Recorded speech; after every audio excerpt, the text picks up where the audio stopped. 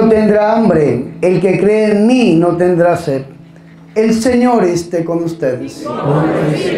Proclamación del Santo Evangelio de nuestro Señor Jesucristo, según San Juan. En aquel tiempo, cuando la gente vio que ni Jesús ni sus discípulos estaban allí, se embarcaron y fueron a Cafarnaúm en busca de Jesús. Al encontrarlo en la otra orilla del lago, le preguntaron: Maestro, ¿cuándo has venido aquí? Jesús les contestó: en verdad les digo, me buscan, no porque han visto signos, sino porque comieron pan hasta saciarse. Trabajen no por el alimento que perece, sino por el alimento que perdura para la vida eterna, el que les dará el Hijo del Hombre, pues a éste lo ha sellado el Padre Dios. Ellos le contestaron: ¿y qué tenemos que hacer para realizar las obras de Dios? Respondió Jesús: la obra de Dios es esta, que crean en el que Él ha enviado. Le replicaron: ¿y qué signos haces tú para que creamos, para que veamos y creamos en ti? ¿Cuál es tu obra? Nuestros padres comieron el maná en el desierto, como está escrito: pan del cielo les dio a comer. Jesús les respondió: en verdad les digo, no fue Moisés quien les dio el pan del cielo, sino que es mi Padre el que les da el verdadero pan del cielo, porque el pan de Dios es el que baja del cielo y da vida al mundo. Entonces le dijeron: Señor, danos siempre de este pan. Jesús les contestó: yo soy el pan de vida. El que viene a mí no tendrá hambre, y el que cree en mí no tendrá sed jamás. Palabra del Señor.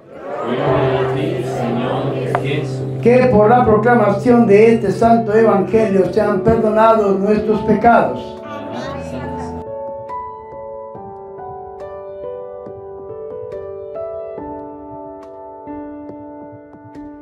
A estar aquí con ustedes en la Granja La Inmaculada y cerrar este retiro con broche de oro. Para algunos es el segundo día y para otros es el tercer día, porque desde el viernes estamos aquí compartiendo la palabra de Dios. Hermanos y hermanas, yo siempre les digo que este retiro no se está acabando. Este retiro está iniciando en sus vidas. Este retiro no acaba cuando se acaba, sino que inicia para que usted salga a compartir lo que recibió en este lugar. Hemos vivido momentos muy bonitos, momentos muy especiales, oraciones por sanación, oraciones por liberación. Hemos tenido una evangelización muy bonita. Yo me siento muy contento de estar predicando junto a mi cuñado, el hermano Narciso Ramírez, el predicador de la familia, y sirviendo también junto a mi hermano José Luis, que siempre nos acompaña desde Bogotá, este salmista, este ministro de alabanza. Mis hermanos y mis hermanas, nosotros hoy hemos escuchado una parte del Evangelio según San Juan, tomada del capítulo 6 de San Juan.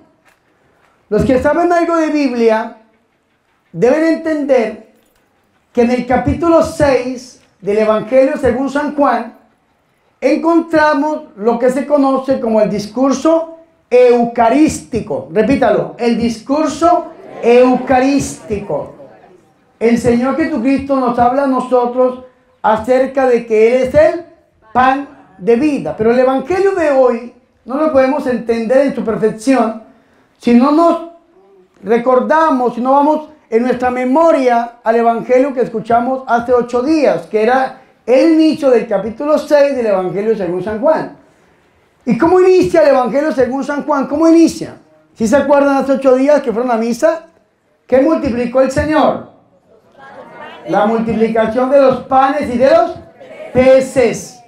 Y entonces resulta que el Señor multiplica los panes y los peces y le da de comer a una multitud de gente. Dicen algunos evangelistas que comieron más de 5,000 hombres, sin contar mujeres ni niños. 5,000 personas. Y la gente se emocionó.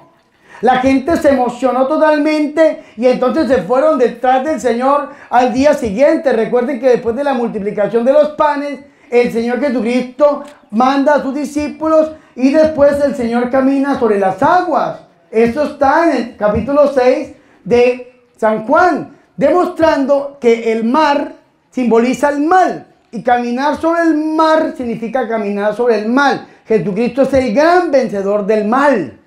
Después de que el Señor está allá a la ciudad donde llegó, ¿dónde encontramos hoy a Jesús? ¿En dónde? En Cafarnaún. ¿Dónde? Cafarnaún. ¿Y qué había en Cafarnaún? La oficina de Jesús, la oficina de las misiones del Señor, la sede de nuestro Señor Jesucristo. Así como el hermano Narciso y el padre Bernardo tienen su sede aquí, en la Granja La Inmaculada, el domicilio eclesiástico, dirían algunos padres dedicados al estudio del derecho canónico. Este es el domicilio eclesiástico del padre Bernardo y del hermano Narciso. El domicilio de nuestro Señor Jesucristo estaba en Cafarnaún, que era la ciudad del profeta Nahum. Y se llama Cafarnaún porque se traduce como casa de Nahum, del profeta. Allí vivía Pedro. Allí fue donde el Señor le jugó una mala broma a Pedro, a San Pedro. Le sanó la suegra. ¿Se acuerdan o no? Allí fue donde el Señor levantó al paralítico.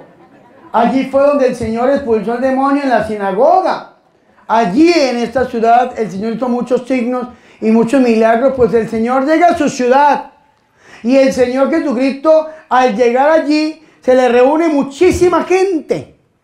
Una multitud de gente impresionante, miles de gente detrás del Señor. Pero ¿qué buscaba esta gente? ¿Por qué iba detrás de Jesús? ¿Por qué?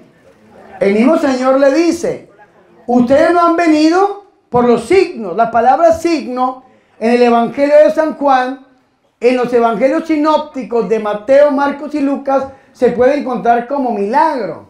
Milagro en los sinópticos, signo en el Evangelio de San Juan. Ustedes no han venido por los signos, dice el Señor.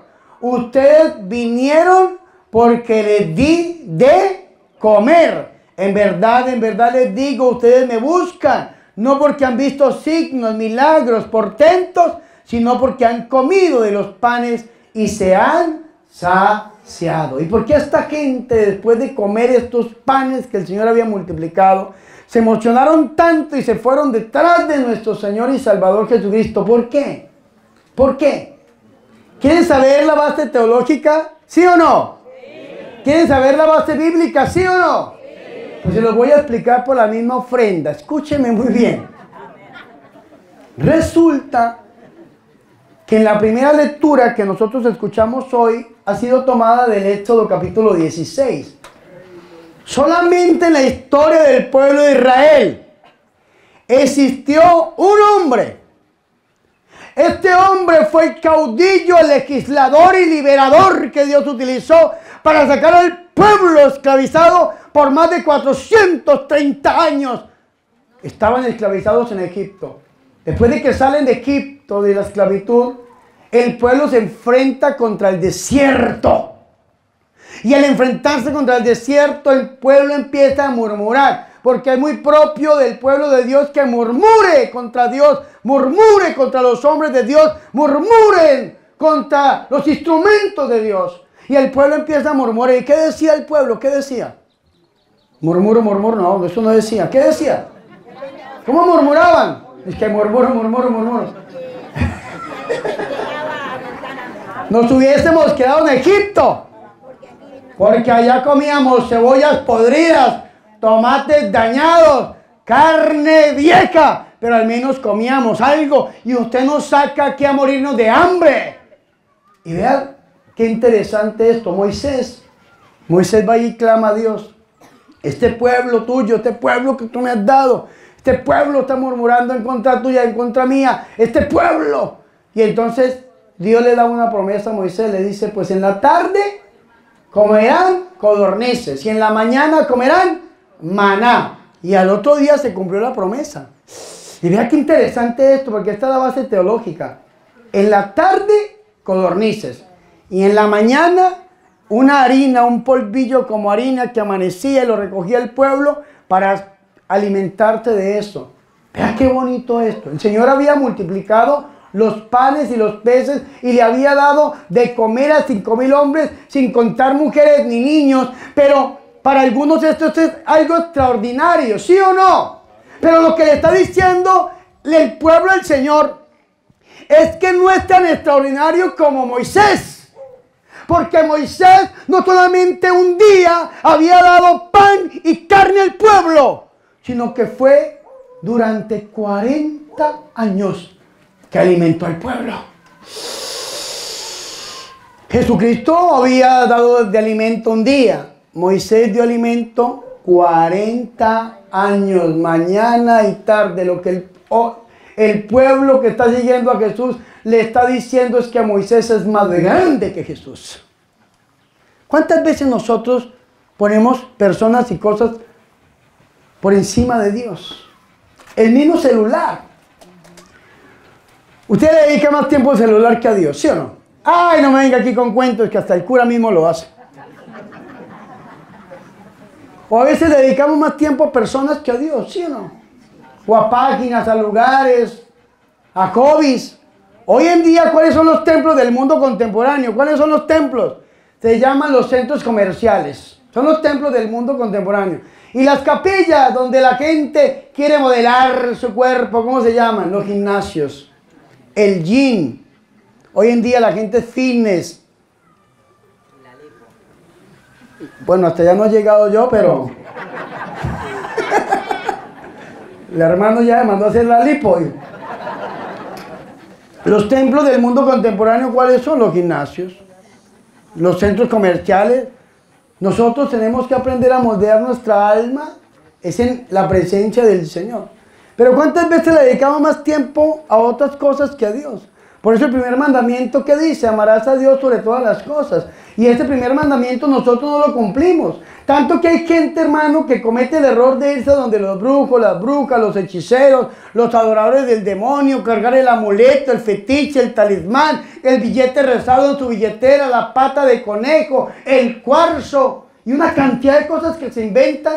Esa manillita con el ojito llamado Nazar, o la mano de Fátima, que son dos amuletos musulmanes. ¿Cuántas personas cometen ese error y poniendo cosas por encima de Dios?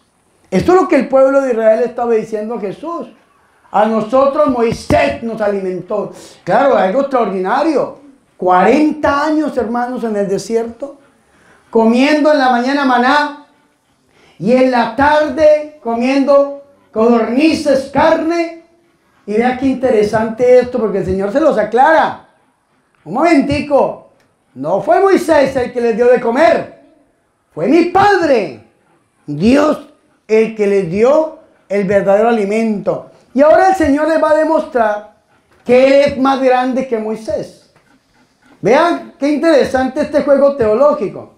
¿Qué le estaba diciendo el pueblo a nuestro Señor Jesucristo en la primera lectura? ¿Qué lo dice? Moisés nos dio de comer. Y se lo sacan al Señor en el Evangelio. Moisés nos alimentó 40 años. ¿Y cuánta gente era?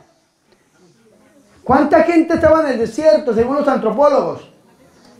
Más de 500,000 personas. Unas 600,000 a 800,000 gentes. Algunos antropólogos hablan hasta de 1,000,000 de personas en el desierto. ¡Qué grandeza la de Moisés! Alimentar 500,000 o 600,000 personas durante 40 años. ¡Wow! Si aquí cuánta gente hay, 200, 300 personas, y damos desayuno, almuerzo y comida 2 días y quedamos damnificados. Para que venga bienestar familiar y se encargue de nosotros.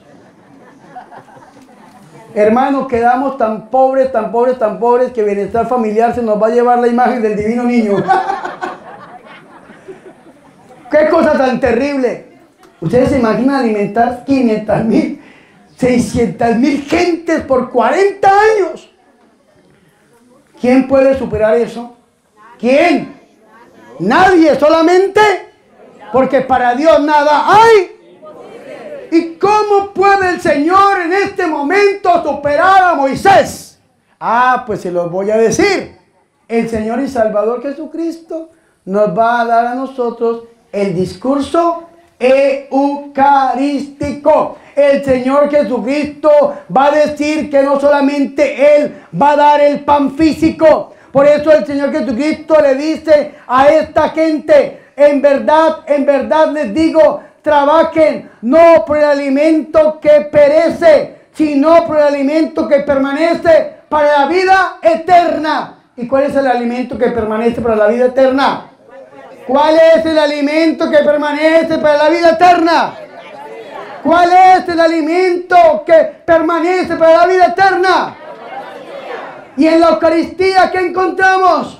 El cuerpo, la sangre, el alma y la divinidad del mismo Dios. Lo que Dios le va a decir al pueblo es: si Moisés los alimentó por 40 años, yo voy a alimentar a mi pueblo de aquí en adelante toda la vida hasta el fin del mundo. Y han sido más de 2000 años alimentándonos del cuerpo, sangre, alma y divinidad de nuestro Señor y Salvador Jesucristo.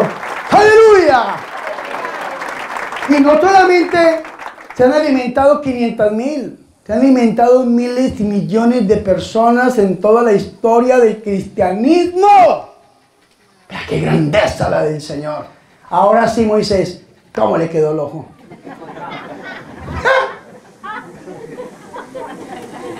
Eso está pasando. ¿Sí habían leído ese texto en ese contexto? Eso es interesante. El Señor no solamente va a alimentar con un pan perecedero, un pan pasajero.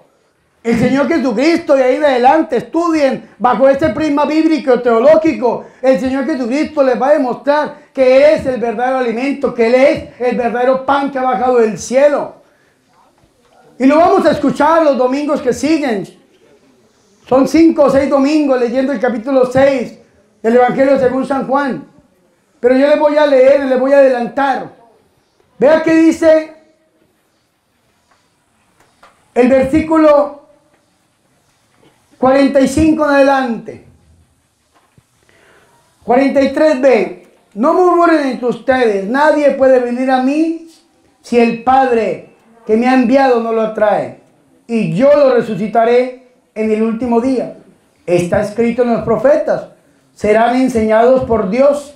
Todo el que escucha al Padre aprende viene a mí. No es que alguien haya visto al Padre, sino que aquel que ha venido de Dios, ese ha visto al Padre. En verdad les digo, el que cree tiene vida eterna. Y dice el versículo 48, yo soy el pan de vida. Sus padres comieron el maná en el desierto y murieron. Este es el pan que baja del cielo, para quien lo coma no muera. Dice el versículo 51, yo soy el pan vivo bajado del cielo. Si uno come de este pan, vivirá para siempre. Ahora vamos a ver cuál es ese pan. ¿Quieren saber cuál es ese pan? Escuchen, el pan que yo les voy a dar es mi carne para la vida de él. El pan que yo le voy a dar es mi carne para la vida del mundo. Discutían entre sí los judíos y decían, ¿cómo puede este darnos a comer su carne? Como los pastores evangélicos que dicen, ¿cómo puede ser posible que en el altar católico se haga presente el cuerpo, la sangre, el alma, la divinidad de Dios? Eso es mentira, dicen los protestantes. Es solamente una obra de teatro, es solamente una pantomima, es solamente una manera de decirlo. Sin embargo, el Señor, vea lo que dice. Jesús le dijo, en verdad les digo, si no comen la carne del Hijo del Hombre y no beben su sangre, no tienen vida en ustedes. Es decir, si usted no comulga, no tiene vida. Y dice el 54, me encanta el 54. El que come mi carne y bebe mi sangre, tiene vida eterna. Y yo lo resucitaré en el último día. ¿Usted quiere saber que se va para el cielo, sí o no? Sí. Tiene que comulgar en el altar. Pero para comulgar del altar, tiene que confesar sus pecados. Si usted comulga en pecado mortal, come y bebe su propia condena. Primera de Corintios capítulo 11, versículo 28 en adelante. Pero si usted se confiesa y comulga en gracia de Dios, tiene vida eterna. ¿Por qué? Porque en el altar encontramos el verdadero cuerpo y la sangre de Cristo. Los evangélicos dicen, es una pantomima, es una idea, es una obra de teatro, es una representación, no es presencia real, dicen los pastores evangélicos. ¿Y qué dice Jesucristo? Porque mi carne es verdadera comida y mi sangre es verdadera bebida. El que coma mi carne y beba mi sangre permanece en mí y yo en él. Palabra del Señor. Fuertes aplausos a la palabra del Señor. Y el Señor Jesucristo cumple su palabra. Nos ha alimentado a los cristianos en la Eucaristía por más de 2000 años. Yo lo repito, ya han sido miles y millones de católicos siendo alimentados por el mismo Dios. Ahora bien, mis hermanos y mis hermanas, escúchenme muy bien ustedes que están aquí. Escúchenme. Ustedes que están aquí tienen que saber que lo más grande, lo más precioso, lo más poderoso, el culmen de nuestra fe es la Eucaristía. Dice el Concilio de Trento, Concilio 19 de la Iglesia Católica, celebrado en el año 1545 a 1563. Dice que en la Eucaristía, bajo cualquiera de las dos especies, del pan y del vino, después de ser consagrados por el sacerdote, encontramos el cuerpo, la sangre, el alma y la divinidad del mismo Dios. Es lo más grande, lo más lindo, lo más profundo. El Papa San Juan Pablo II en la encíclica Iglesia Eucaristía dice que es el centro y el culmen de la vida cristiana. Tanto que hoy en día quieren desaparecer la Eucaristía. Tanto que quieren decir que la Eucaristía no es real. Desde Martín Lutero en adelante, todos los protestantes. Pero la Eucaristía es tan importante que aún hoy el mundo se burla de la Eucaristía. Vean los Juegos Olímpicos, París 2024, cómo iniciaron. Una pantomima y todo horrible, unas personas de la comunidad que llaman LGTBI, JKZ y todas esas cuestiones. Uy, hermano, qué cosa tan terrible. Haciendo una pantomima de la última cena, burlándose de la Eucaristía. ¿Saben por qué? Porque el mundo cree en la presencia real de Jesús en la Eucaristía. Y porque la manera más directa que el mundo tiene de ofender a Dios es a través de la Eucaristía. Tanto que los satánicos usan la Eucaristía para blasfemar, para ofender a Dios. Los brujos. La bruja le dice a la mujer, su esposo le dice infiel, vaya, tráigase una hostia de la Iglesia Católica como si fuera solamente una hostia. Y con la Santa Eucaristía hasta la misma bruja quiere hacer la brujería. Qué cosa tan terrible. ¿Y saben por qué? Para blasfemar en contra de Dios. Nosotros tenemos que aprender que lo más grande que tenemos en la Iglesia Católica es el sacramento de la Eucaristía. Y tenemos que tener la valentía para que en estos últimos tiempos podamos defender la Eucaristía. Si a usted lo quieren obligar a comulgar en la mano, usted tiene que decir, yo no comulgo en la mano, porque comulgar en la mano es un sacrilegio contra la Santa Eucaristía. Y yo no puedo tocar el cuerpo santo del Señor con mis manos desnudas y pecadoras. Y yo tengo que comulgar en la boca. Y si usted pasa a comulgar y se puede arrodillar, arrodíllese delante de Dios. Porque cuando usted agacha la cabeza, como dice Santiago, Dios se la corona. Cuando usted humildemente se acerca, limpio de corazón, después de la confesión, a comulgar del cuerpo, sangre, alma y divinidad, el Dios de la vida es el que lo levantará. El Dios de la vida es el que lo sanará. El Dios de la vida es el que lo liberará. El Dios de la vida presente en la Eucaristía es el que hará posible los deseos más íntimos de su corazón. Aleluya. Fuertes aplausos del que se lo merece. A Jesús de Nazaret. Y donde está el Señor Jesús está la Virgen. Estos días hemos celebrado la misa y se ha hecho presente de cierta manera y en cierta medida la Virgen. Por eso algunas personas cuando comulgan este cuerpo santo de Jesús, a algunos les sabe a rosas. Y dirán, ay, el Padre le puso aceite. No se puede, hermano, ponerle nada. Las formas para consagrarlas. Es que en la consagración también se hace presente en cierta medida y en cierta manera la Santísima Virgen María. Y por eso algunas personas sienten la cercanía a la Virgen. Si usted comulga y el cuerpo santo del Señor le sabe a rosa, ¿saben por qué es? Porque en el altar, a través de su intercesión, también se hace presente la Virgen María. Porque ¿de dónde más tomó la carne el Señor? ¿De dónde? El Señor Jesucristo fue concebido por obra y gracia del Espíritu Santo. No hubo mediación de varón, solamente la Virgen María estuvo en ese momento y de ella fue que tomó la carne. Por eso decía mi obispo, Monseñor Bosco, que en paz descanse, que mientras él tomaba la humanidad de ella, se llama Madre de Cristo, de la humanidad de Jesús, también le comunicaba su santidad y por eso la Virgen María es Madre Santísima y Purísima. ¿Me hago entender? ¿De dónde tomó la carne el Señor? Pues de la Virgen. Entonces, en cierta medida y en cierta manera, en la Eucaristía también se hace presente la carne de nuestra Madre, la Virgen María.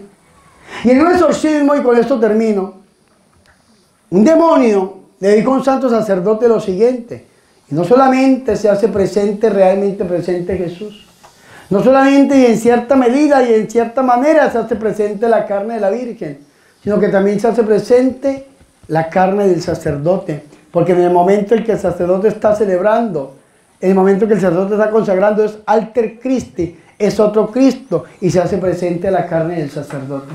Y cuando comulga la persona, no solamente comulga la carne de Dios, sino que comulga la paternidad del sacerdote. Y si el sacerdote es un desordenado, pecador, incircunciso, así mismo se vuelve el pueblo. Y si el sacerdote es un santo, un hombre de Dios, una persona de piedad, así mismo se vuelve el pueblo. Y le decía, el demonio es exorcista, mire las parroquias. Así como está la parroquia, así vive el sacerdote. Si en la parroquia alrededor solamente hay desorden y caos, esto es lo que vive el sacerdote, les está alimentando de su paternidad espiritual. Pero si el sacerdote vive en santidad, nomás vea pueblos como Ars, Francia, donde estaba el santo cura de Ars, que hasta el día de hoy se sigue sintiendo la santidad de Dios. O San Francisco de Asís, aunque no fue sacerdote, fue diácono. Sin embargo, usted llega a Asís y allí se siente la presencia de Dios. Ahora yo le pregunto a usted, cuando usted se acerca a comulgar, ¿usted está en gracia de Dios para comulgar? ¿O se acerca a comulgar como si fuera a recibir una galleta o una hostia solamente? Usted no va a recibir una hostia solamente. Usted va a recibir el cuerpo, la sangre y la divinidad del mismo Dios. Ahora, cuando usted se acerca a comulgar, usted pide la intercesión de la Virgen María, que ella lo proteja y que lo lleve a Jesús. Y usted ora por el sacerdote que está presidiendo esa Santa Eucaristía, para que este hombre, si está en pecado mortal, se convierta en nuestro Señor Jesucristo, o para que este hombre que está ahí sea la bendición también para su vida. De aquí en adelante, mi hermano y mi hermana, le dejo a usted esa hipótesis en su cabeza y le pido al Señor que cuando usted se acerque a comulgar, piense en estas tres cosas. ¿Se está recibiendo al mismo Dios? ¿Está en gracia? Usted conscientemente pide la intercesión de la Virgen y ore por el sacerdote que está dispensando la Santa Comunión. Gloria al Padre y al Hijo y al Espíritu Santo. Gloria al Padre y al Hijo y al Espíritu Santo. Gloria al Padre y al Hijo y al Espíritu Santo.